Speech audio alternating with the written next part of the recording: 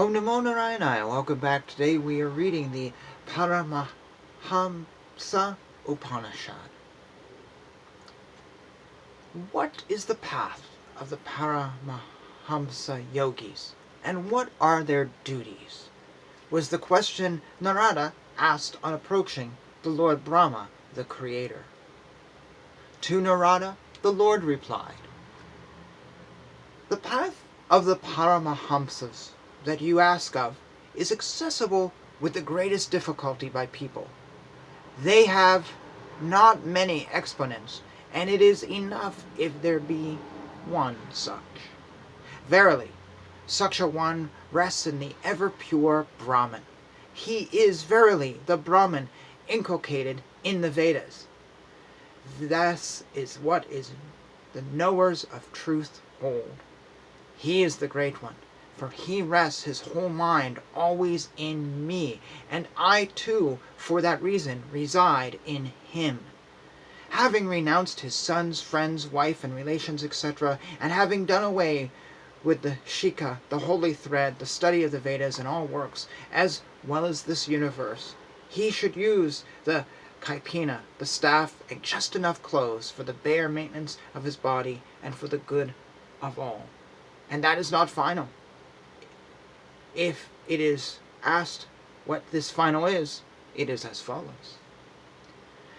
The Paramahamsa carries neither the staff, nor the hair tuft, nor the holy thread, nor any covering. He feels neither cold nor heat, neither happiness nor misery, neither honor nor contempt, etc. It is meet that he should be beyond the reach of the 6 billows of the world ocean.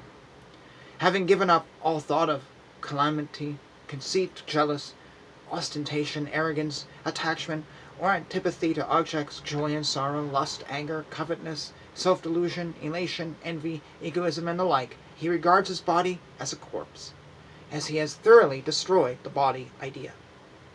Being eternally free from the cause of doubt, and of misconceived and false knowledge, realizing the eternal Brahman, he lives in that himself, with the consciousness, I myself am he, I am that which is ever calm, immutable, undivided, of the essence of knowledge bliss. That alone is my real nature.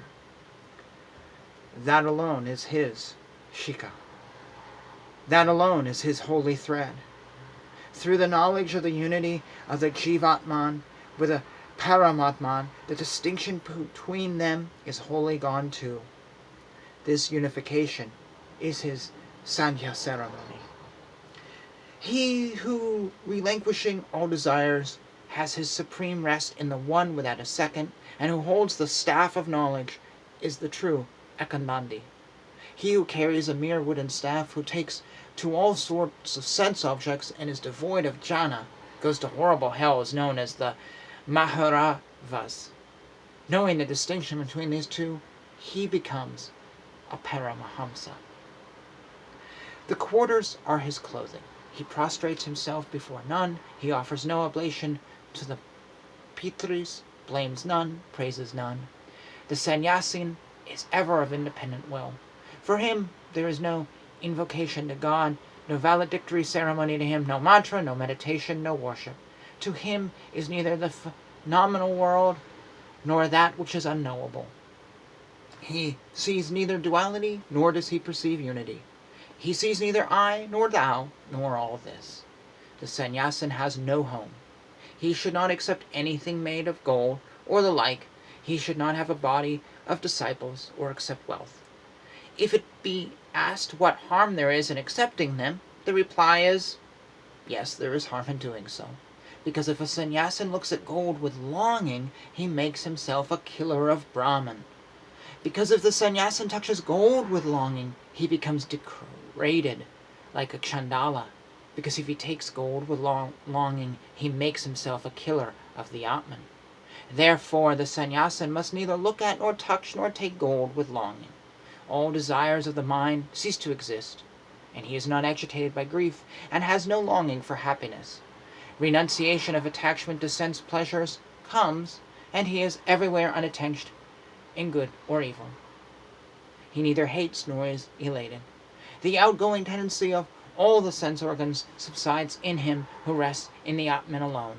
Realizing, I am that Brahman who is the one infinite knowledge bliss, he reaches the end of his desires. Verily, he reaches the end of his desires. Thus is the Paramahamsa Upanishad.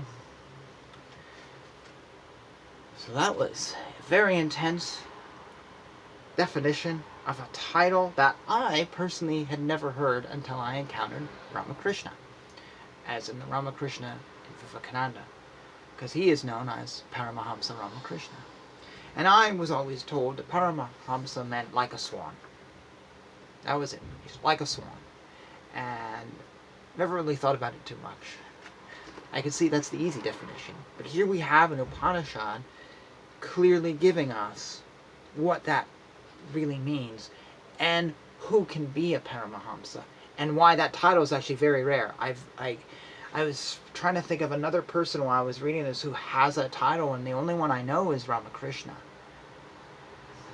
But anyways, this was actually really interesting. I never really thought about the title before. Like I said, I thought it was like a swan, but it's so much more than that. And here we have what the title means, and here we have how one gets there, and why so few are there. It's sort of like, this is the ultimate enlightenment. Thoughts, comments, all that stuff down below. Anything you want to say? Maybe you can think of another great guru who has the title of Paramahamsa. Please fill me in, fill us in, and yeah, thank you for joining me on this. Hare Krishna, Krishna Krishna, Hare Hare, Hare Rama, Rama Rama, Hare Hare.